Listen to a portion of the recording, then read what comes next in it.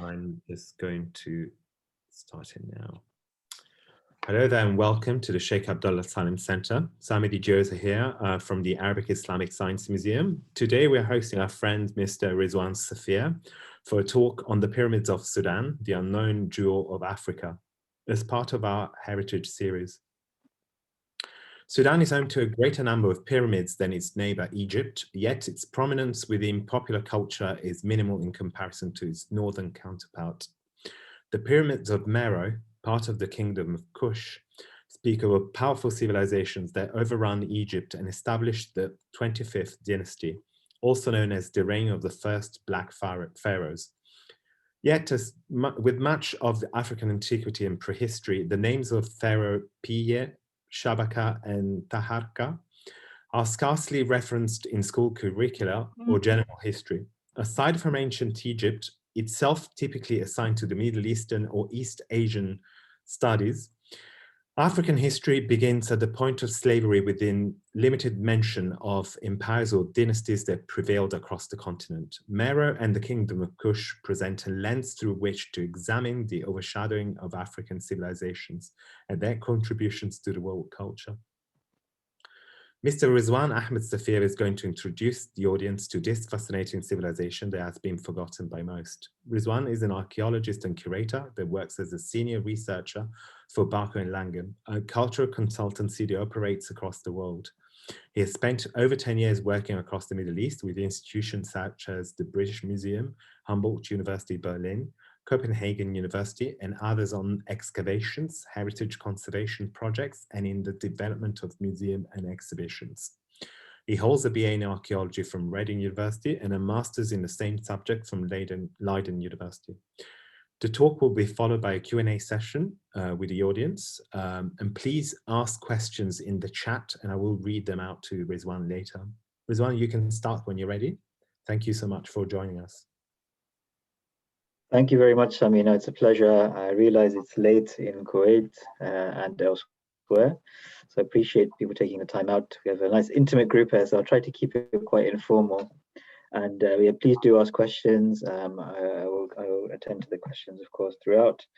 And this is a really interesting area of research and study, something that's very personal to me and close to me. I had the opportunity to work in Sudan for on several excavations back from 2012 to around 2015.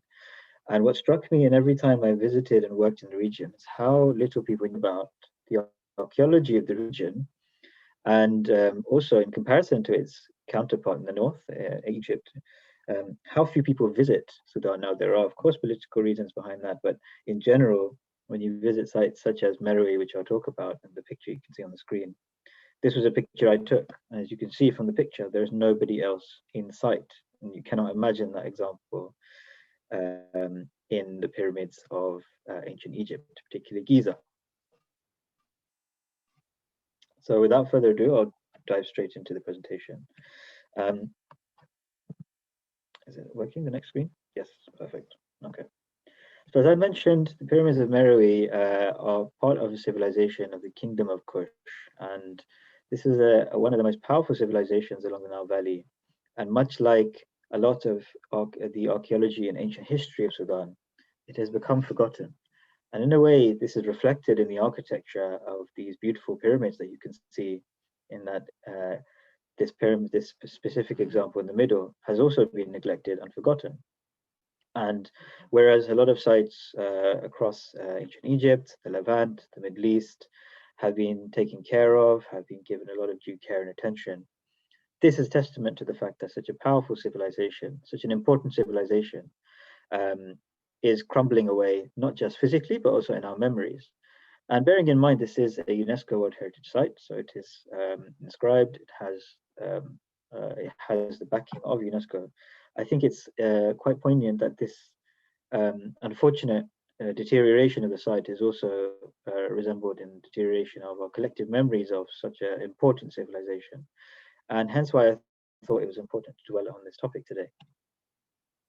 So there's two areas of discussion that I wanted to talk through in this presentation.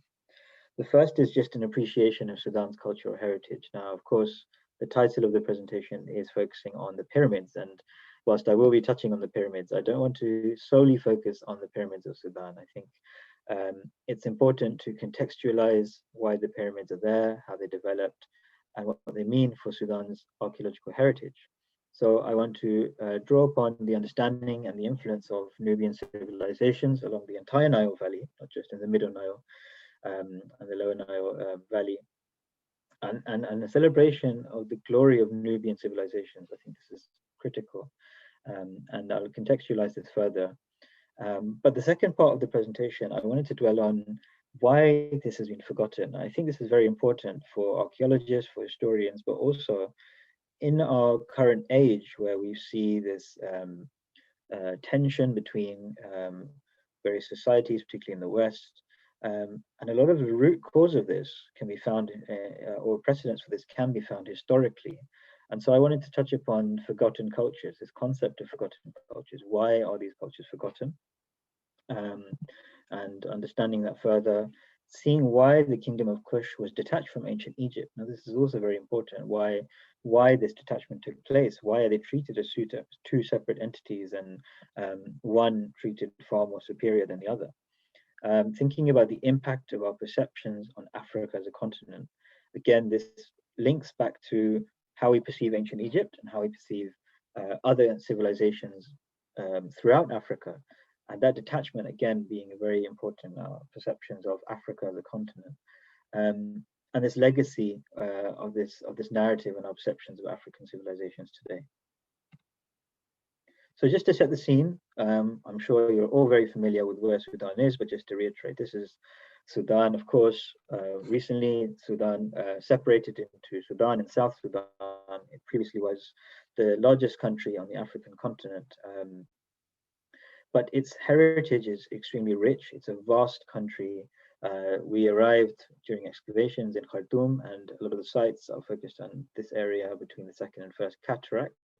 Cataracts being these bends on the Nile where there's this congregation of rapids, and it's very hard to navigate throughout, and so they're marked across the Nile. And in the north of the Nile, and so often traveling from Khartoum, we'd have to travel across the Nile, and it can take up to 10, 12 hours to reach some of the northern reaches of Sudan. So just an appreciation of how vast it is. And this is just along the Nile. Of course, if you go towards the western deserts of Sudan, it's a vast, vast country. And what I wanted to do is focus on this period. You can see here, I hope you can see my cursor, but of Napata and Marawi, this period of and also Kerma, sorry, this kind of region of the chronology. Apologies that actually I just realized that this isn't the clearest timeline, but this period from around the Bronze Age up until what's known as the Meroitic period around 300 BC is when the civilizations of Sudan really rise in prominence. But unfortunately, they're never viewed as an individual entity. They're always viewed in reflection of ancient Egypt. And so by doing so, we often remove our appreciation of the contribution of these civilizations throughout history. So I'll rapidly touch through very kind of the development of civilizations in Sudan from the Neolithic through to the Kerma period and the Bronze Age, the impact of ancient Egypt. Of course, we cannot deny the impact of ancient Egypt, but just setting that context a bit further and focusing on some of the pyramids, and then talking about the second part of the presentation about what the impact of this historically today. So just to begin with, in the Neolithic period, now Neolithic across the Middle East and also in the Nile Valley is associated with this period of developing complexity. Typically, it's associated with domestication of agriculture. And this is, of course, what we find also in the Nile Valley. But the contributions or the domestication of agriculture in the region is almost always discussed in the context of ancient Egypt and how domesticated agriculture arises from the region quite early on. But around, somewhere around 5000 BC, you start to have the first domesticated livestock appear in the Middle Nile Valley. And from the Nile Valley, you start to have this shift in society. So from hunter-gatherers, you start to have people of food-producing communities. And what that means is that they still are nomadic in their lifestyle. They still are reliant on hunting practices, but you start to see a shift towards reliance on agriculture. And this is, of course, very important, for we know that agriculture provided the foundations for larger settlements to develop and ultimately city-states to develop in the region. And while some of the earliest evidence for that is in the Levant, some very, very early evidence also exists around 5000 BC in Sudan. So what we find is here that the conditions are still considerably wetter than we have today. The perception of sub-Saharan Africa, or at least the understanding of sub-Saharan Africa today, is of quite a dry and arid climate. But around 5000 BC, it was considerably wetter than it is today. You have trees and scrub-covered kind of savanna stretching over large parts of the region. There were grasslands which extended quite far into the north. So it was kind of a semi-desert environment, but still an abundance of natural resources available to communities. We also have very different lifestyles emerging. So within the Middle Nile Valley, you start to see the first appearance of settled farmers. And again, as mentioned, although this wasn't adopted immediately, this was a gradual adoption of agriculture. This has a profound impact on the way people live. You start to have communities which are, prior to the Neolithic, a size of maybe about 20 or 30 people. And they would be very mobile. They'd be moving around the landscape. They'd be moving to wherever the resources provide them. But with the start of agriculture as a dominant practice, you start to have communities living together for the first time. And this has a huge number of impacts in terms of social life, as well as in terms of health and development. So where typically, if you were in a nomadic community, if you had difficulties with other nomadic communities, you simply leave. But now people have to live together and adapt together. And also you start to see this represented in archaeological record with a number of cultural practices developing. And we find this in burials. So burials is often one of the best examples for archaeologists to determine how people were living. From burials, the way they were buried, you can start to have an understanding of their religious beliefs, if they were buried in particular ways, they were buried with particular ornaments, etc. And so we see this in Sudan. And this image on the right, you can see, is one of the graves from a Neolithic cemetery. And the skeleton provided evidence for material deposited behind the skull. So there were things such as jewelry. There was evidence from the teeth that you could see that dentition was changing, so that you have flatter teeth, so less reliance on meat products and more reliance on agricultural products. So you can see from around 5000 BC, there's significant changes taking place.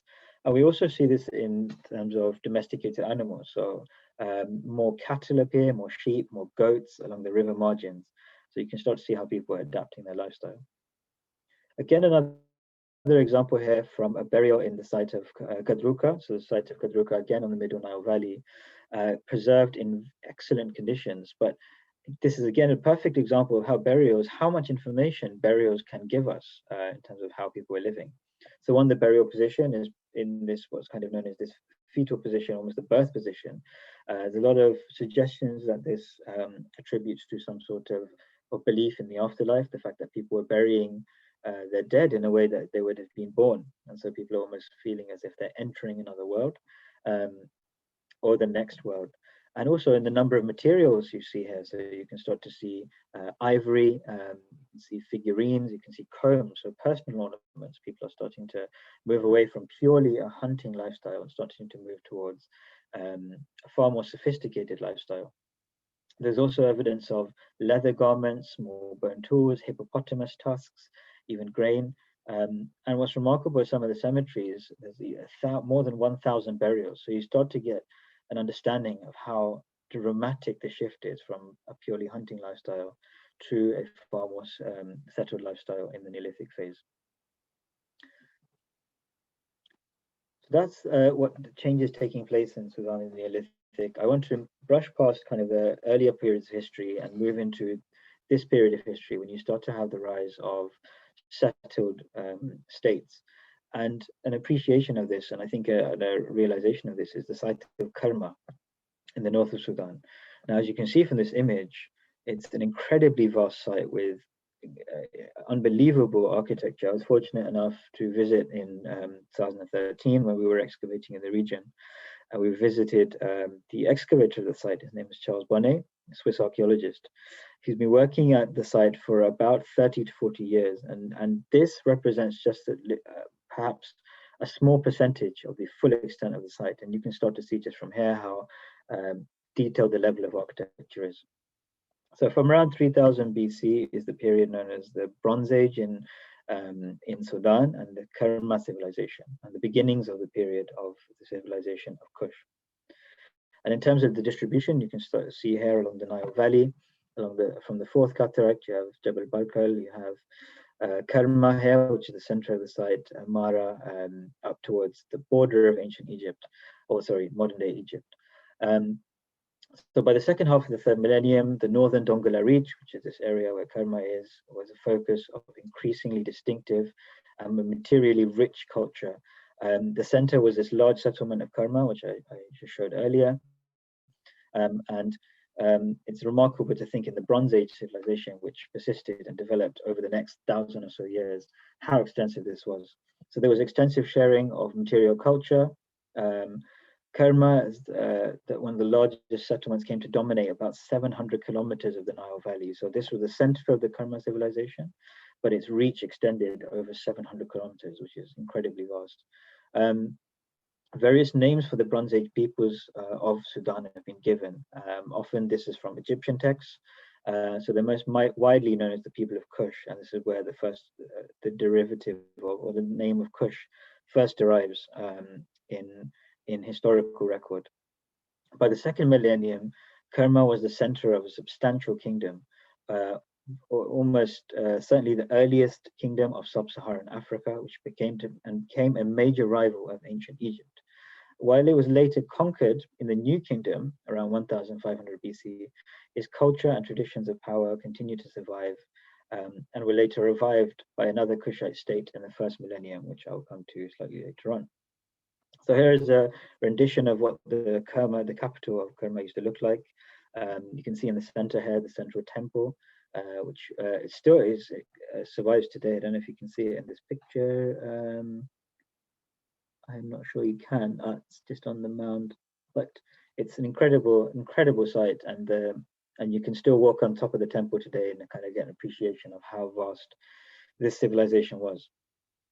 But it's interesting that these early polities in Africa, in historical record, whilst clearly being cities with very clear hierarchical structures and very organized societies, typically they're referred to as chiefdoms or kingdoms, which kind of degrades their organizational structure and doesn't emphasize the importance and the centralized control of these civilizations throughout history. So again, a lot of this stems from ancient Egypt, and I'll come to this later on in the second part of the presentation, in terms of how ancient Egypt has, or the conflicts between ancient Egypt and the Kushite kingdom have fueled our perceptions of what the Kushite kingdom was in antiquity.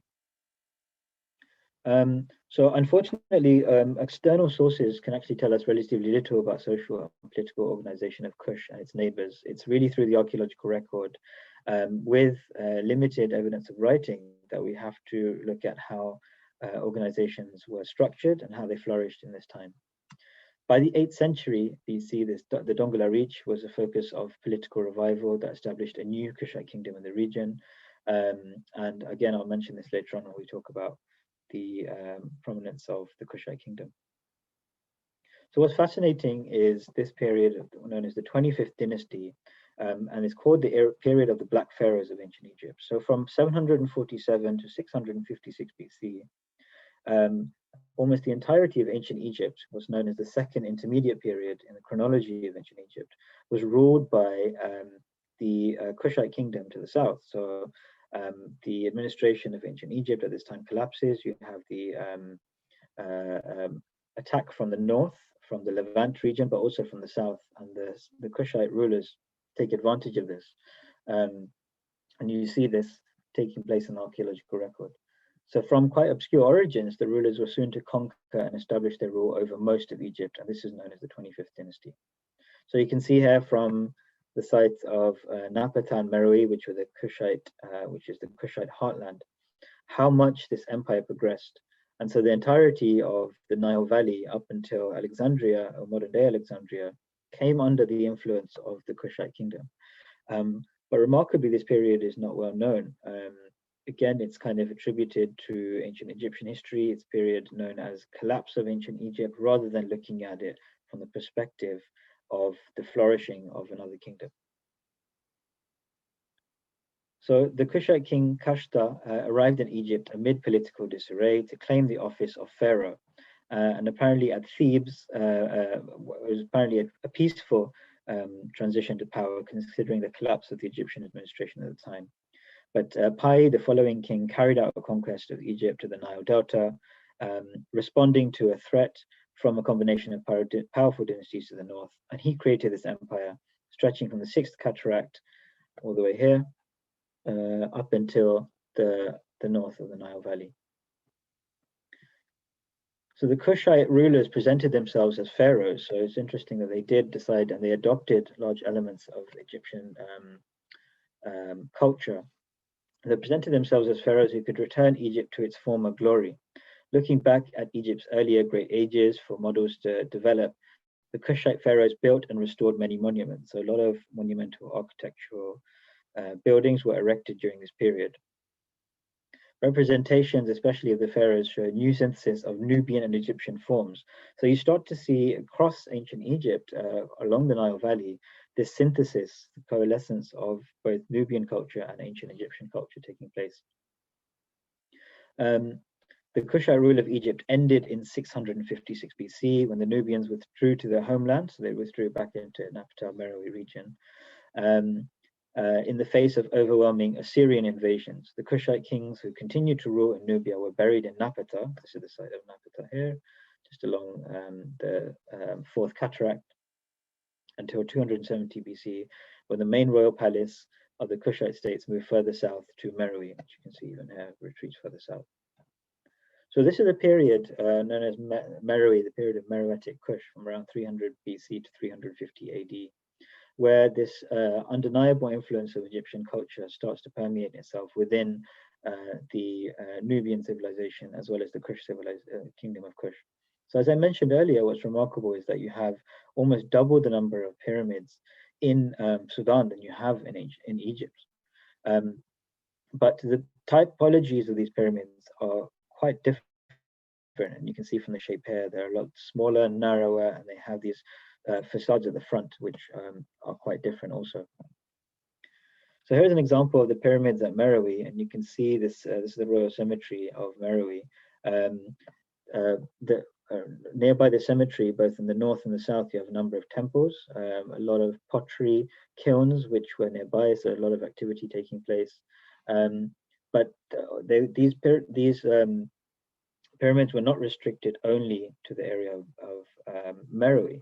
Across the Nubian kingdom, at least in the Kushite period, you start to have more representation of pyramids, and so people start to take it upon themselves to develop this lifestyle. And you can see this at the site of Nuri, for example. So the royal cemetery of Nuri, this is in the Fourth Cataract. You can see here in Sudan. This area is enlarged below. So this is where the Nastasin's pyramid is, and Taharka's pyramid. So Taharka was again the ruler of ancient Egypt in the 25th dynasty, but you can start to get an understanding and representation of how pyramids were functioning and looking at this period.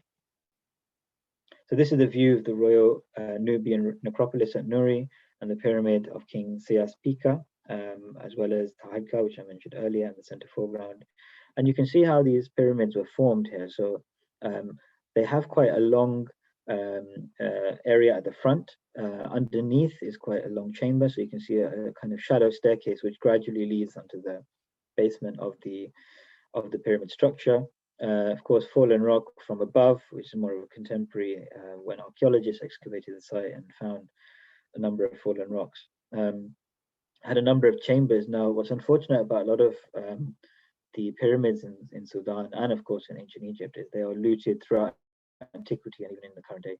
And so you see by the condition that by the time contemporary archaeology had developed into a practice, our understanding or detail of the insides of these pyramids were unfortunately far more limited. But that said, we were still able to discern a large amount. And so the Pyramids of Norway are particularly interesting because you can see here that these were flooded underground chambers. So archaeologists worked underwater to try to understand what was taking place within these pyramids. A lot of archaeologists who typically work under the sea or even in oceans were drafted in to work on this site, which is quite remarkable. Oops, sorry, not sure why that came up. And so the kind of watery tombs were investigated to try to understand more about the pyramids of Sudan. And so here in Norway, there were about 20 pyramids. They appear kind of strung together. And they marked the burials of the Kushite royal rulers. I mentioned the Black Pharaohs. A lot of the materials from these sites had been gone. But what archaeologists were able to find were a number of stelae and statues relating to the Nubian rulers, as well as the Taharqa's massive pyramid. The archaeologist who first excavated these sites was Reisner, and he's considered the founding father of archaeology in Sudan. But as I'll come to later in the presentation, a lot of the ways that these were excavated and our understanding of them are also very, very problematic, and something that we continue to try to overcome in the current day. So with that in mind, I wanted to shift focus and now think about why this incredible period or this incredible civilization has been overlooked, both in the historical record and also in a kind of contemporary understanding of civilizations across Africa. Why has Nubia been neglected in history? And what's quite pertinent is this statue on the right. You can see of a bound and kneeling Nubian captive made in bronze from the 18th dynasty in Saqqara. This is from Stuart Tyson Smith's book called Wretched Kush. Now, what's interesting is the word Kush itself, the civilization that we refer to, is derived from ancient Egypt, and it literally means wretched. And so throughout history, we've been referring to it as Kush, which is actually referring to it as a derogatory term for the civilization that it was. And this book, Wretched Kush in particular, tries to disentangle why Egypt and Sudan have been treated as two separate entities, why one has been given so much favor over the other. And I wanted to just try to kind of dissect that a bit further shortly. So one is the stereotypes of a people. Now, when we look along the Nile Valley and also when we look at civilization of the past, there's very common attitude in terms of trying to represent stereotypes of ethnicities and racial groups. And we can see this in this map here again from Stuart Tyson Smith's book, where he depicts how people have perceived these civilizations. So the Egyptians you have, of course, in the north, and they're often treated not as African. They're not treated as Europeans either. They're not treated as Asians either. It's almost this odd other, which sits in the north of Africa, but for some reason is not embraced as part of African culture. And that again stems from a lot of European perceptions of history and racial stereotypes of people. The Nubians are always depicted as very dark and typical sub-Saharan African ethnicity, and so again a lot of problematic references to this in the past, particularly in terms of the colonial period when archaeologists were working in this region. And Libyans again treated more as part of Semitic-speaking peoples, excuse me. And then you have the Asiatics or the Levantine group in the north. And so this kind of generalization of culture has a big impact. Again, on the far right side, you can see how ancient Egypt helped to portray this, the fact that the Kushites were seen as an opponent to the south, meant that forever in Egyptian writings, a form of propaganda was perpetuated where they were referred to as this kind of wretched people, and they were also referred to in a way as barbarians. Now that's very interesting because when we look at kind of colonial history, one of the aspects of colonial history is for the colonizers to refer to those who they are colonizing as barbarians. And that fits quite neatly into a particular narrative that they want to perpetuate.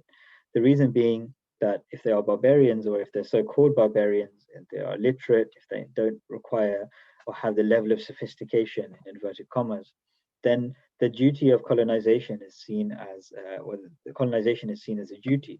It's seen as a noble act. It's seen as taking over an area of land where the colonizers are able to enlighten where the people that they are colonizing.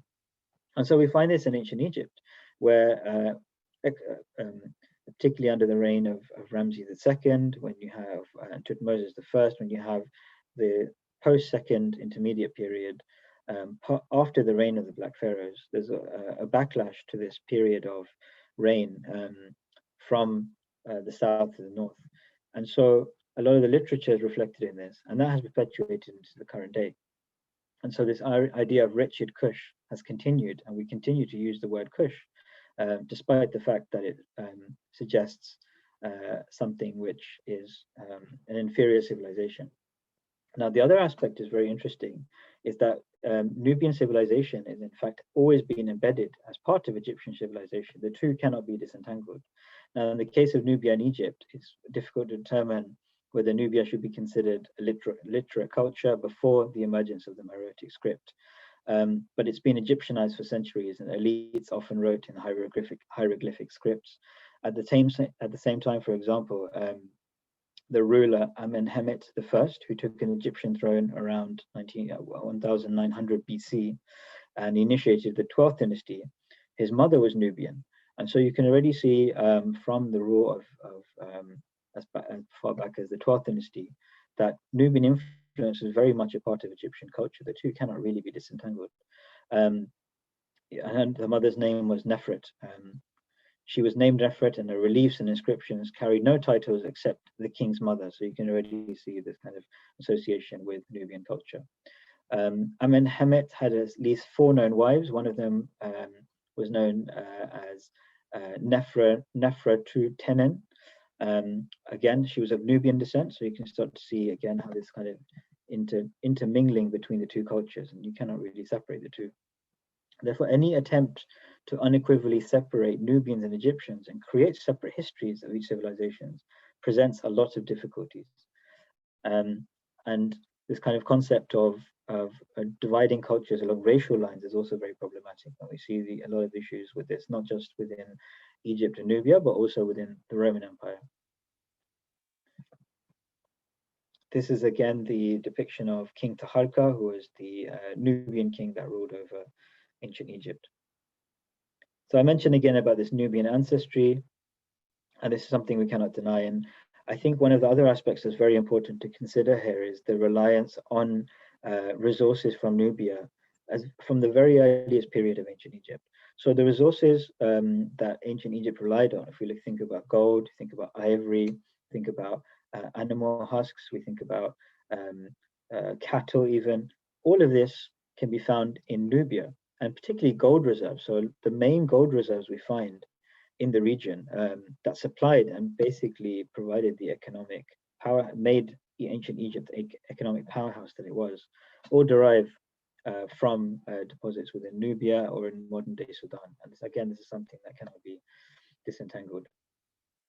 The other area that is really important to look at is the dominance of Western archaeology, and in particular 2 individuals who are considered fathers or founding fathers of archaeology in both Egypt and Sudan.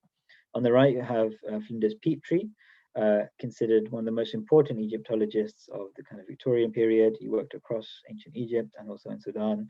There's a Petri Museum in UCL, which houses his collection, including his quite an interesting museum, has his original kind of handwritten notes on a lot of the artifacts, as well as Reisner, who's an American archaeologist that worked across Sudan. Now, their influence was undeniable on Egyptology and Nubian studies, but it also presents a lot of problems. In kind of Reisner is kind of credited with initiating the study of Nubia in modern times, and his assessment of the Nubians continues to confound our attempts to clarify this Nubian-Egyptian relationship in antiquity. Most scholars who study Egypt also consider Petri as exemplary, but we must also recognize the time in which they lived. After Petri and Reisner were no longer working in these locales, they also drew quite disproportionately on theoretical biases on race, and so that's represented in the writings as well as in the analysis of the archaeology. So there appears to be a fascination with Western Asia and Ethiopia at the time. So the sites where civilizations originated, a lot of the perception was that the ancient Egyptian civilization started by a mass migration event from some entity, although it's not clarified who, from outside of Africa. And the reason why this was substantiated, this theory, was the suggestion that African civilizations are primitive, and so they could not have been the origins of this flourishing civilization. And so you see this in a lot of Petri and Reisner's writings, which references the fact of this migration episode. And what's quite alarming is that this, although this has been, there's been rebuttals to this in archaeological discourse, there hasn't been any clear attempt to overcome this. And so you still have this discontinuation of civilizations with ancient Egypt and Africa in discussions, even in the current day. Archaeologists have emphasized that there's no evidence of a large-scale migration into Egypt during the time frame that civilization in Africa developed. Petri was not aware of any archaeological sites that dated before the Third Dynasty, so this kind of very early period of ancient Egypt. So this divorce from Egypt, from Africa, has been something which has continually been perpetuated, and we can see this in these kind of interpretations of Nubia and Egypt. This question of how Egypt became not African is also interesting, what the origins of this. And it's through such subtle distinctions that Egypt becomes separated from Africa by Egyptologists, and Nubia becomes insignificant.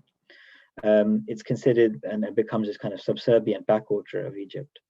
So we can see this also in the names. So from very early period, Sudan, the ancient Kushite kingdom didn't go by one name. It was attributed to several names. The ancient Greeks referred to this area as Ethiopia, and so that kind of persisted for a long time. The ancient Egyptians, of course, referred to it as Kush, and in the Roman world, they also referred to it as Ethiopians. But interestingly, in the Greek and Roman writings, the word Ethiopian was literally translated as burnt-faced person. So this, again, this perpetuation of stereotypes of people from this region. At a time, what's also interesting is that despite the fact that from as early as 5000 BC, and I touched upon this earlier, the Neolithic, and up to about 3000 BC, when you have the rise of the Kerma civilization, this is a time where other parts of Europe were still undergoing the Neolithic, and so there were very kind of small settlements at the time. But yet the period of Sudan had reached this immense power, and you can see that in pictures that I was showing earlier of Kerma.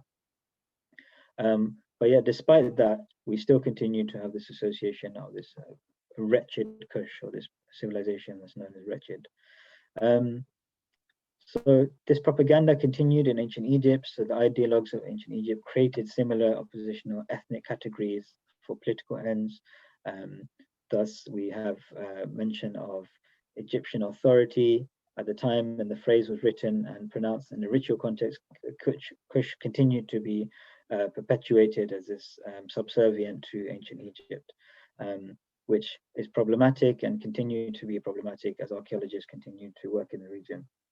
Now, I mentioned right at the beginning that perceptions are changing. It's very slow. The British Museum quite recently changed the name of the department from ancient Egypt and Sudan to cultures of the Nile Valley, so incorporating both ancient Egypt and Sudan rather than trying to separate the two entirely. Now, the galleries are still separate, unfortunately, and that's more due to kind of structural historical changes.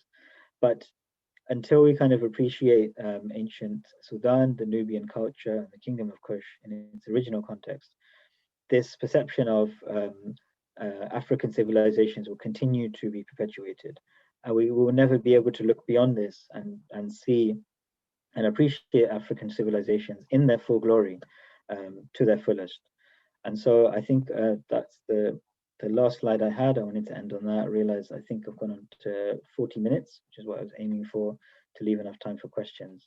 But thank you very much for inviting me. I hope that was of use. I hope we can all start to appreciate the glories of the Kingdom of Kush and the archaeology of Sudan, and also start to appreciate them in the context, in the original context of as African civilizations. Thank you. Thank you so much, Rizwan, for this very enlightening talk. You covered a lot of grounds, and I think, you know, many people actually, this civilization is very so little known and understudied. I was listening to you about, you know, the this sort of differentiation between Sudan and Egypt is very interesting. I was thinking also that from the Western sort of 19th century perspective, it might be that people felt more akin towards the Egyptian side of the pharaonic civilization because of what the perceived achievements were in a way.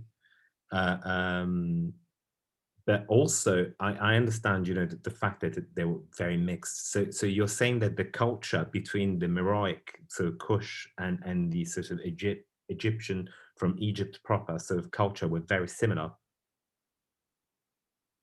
To some extent, I think they were similar, but they also have their own unique differences. One of the problems that we find is the problems of access, in a way. When we find, at least in the colonial period, with the French when they invaded Egypt, and also eventually the British, they struggled to move further down the Nile Valley and also kind of work on these sites. So their focus of archaeology and attention continued to be in the north, in the ancient Egypt area. And so what they did is, as they worked in the region, they built up this narrative of a civilization that was more accustomed or closely linked more to perhaps Hellenistic kingdoms or European kingdoms, again, to try to almost recreate the narrative of what was taking place at the time during the colonial period, and the expansion across the world of not just within Africa, but across the wider world. Yeah. And so although there are similarities, I think there are also differences, and I think it's trying to understand and appreciate them further is the main goal, I would say. Yes, and Sudan has always been this sort of like no man's land. With it's very difficult to classify. So even today, I mean, it's Arab, but it's also African, but it's different from the rest of Africa. And I think that's the problem with the whole of East Africa in a way, a bit. Absolutely.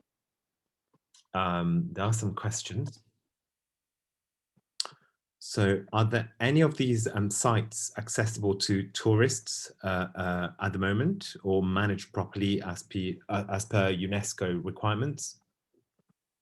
The accessibility in the current day is a tricky one. I think obtaining visas into Sudan is still quite difficult, particularly I think for American citizens, but access is open. You can visit these sites, they are open. I'm not sure about, of course, during the current pandemic, how accessible it is, but for any of us. But yeah, it's almost unbelievable to think that when you do visit these sites, there is literally no one around. And so that often does feel this perception that, is it accessible? Can I go there? Yes, you can go there. You definitely can go there. I would invite people to go and visit. These are some of the most incredible archaeological sites in the world. And of course, it would be a stimulation for the local economies of these areas and the region to provide more in terms of preservation of these sites also. So yes, in some it is available. Sorry, it is accessible. Perhaps post-COVID though, rather than in the current time. And so somebody's asking also about the etymology of the word Sudan. So where does the word Sudan come from? I'm not too sure.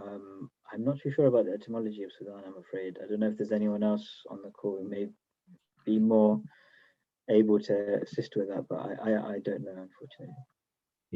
Because I mean, I always thought it was like sort of pre-Arab, because I understand that Sudan was known as Sudan even before the Yeah, land. I believe so. In Arabic, it's Bilad Sudan, I believe. Yeah. Yes, so, but I'm not sure. I think it predates even the Arabic yeah. name, from my understanding. Yeah. So yeah, Ismail is asking. So it's not the name that the Arabs gave to the people of Sudan. I think it's not. I think he was don't think so. I think its origins are derived from pre-Arabic roots. Yeah. But yeah. Because I think he's making an association between you know, Masr and Egypt. Obviously there's the Islamic name of Masr and obviously the pre-Islamic name of Egypt, at least pre-Islamically derived. Of course. So apart from Egypt, did the Nubians or the Kushites interact with other cultures such as Ethiopia, West Africa, Mali? So not so much West Africa. There were interactions with the Assyrians in the north. So by the end of the second intermediate period, the reason for the retreat out of ancient Egypt is from an attack by the Assyrians in the north, which then removes the kind of presence of Nubians in the region. So there were interactions, but you do also have evidence of trade across the Mediterranean. So again, I mentioned gold as being a key resource from the Nile Valley. All of the gold, or majority of the gold, stems from Sudan, modern day Sudan. And so you have a lot of evidence for ivory and gold in particular moving across not just ancient Egypt, but also in the Levant and the Mediterranean. So the trade connections were quite extensive, and I do believe the connections within sub-Saharan Africa were also extensive at this time. So definitely the reach of interaction was far and wide. There's another question from Fergus. Thank you for such a fascinating eye-opening talk. I was interested in what you mentioned about the use of hieroglyphs in Nubia prior to the development of the Meroitic script. Could you tell us a bit more about the Meroitic script and the kind of written material that exists from that period?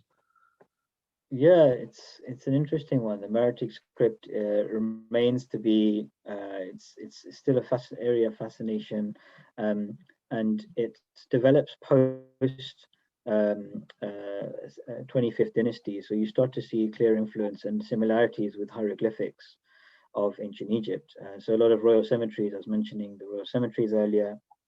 You have the use of Meroitic script continuing in that, which looks very similar to the script of ancient Egypt, but again, slightly variation from its form in ancient Egypt. So it's an area which I don't think is fully been deciphered yet, ancient Meroitic either. So it's a continuing area of research and archaeology, but yeah, very fascinating area also. I think there are no more questions. So Rosanna, I just wanted to thank you again for this fascinating talk.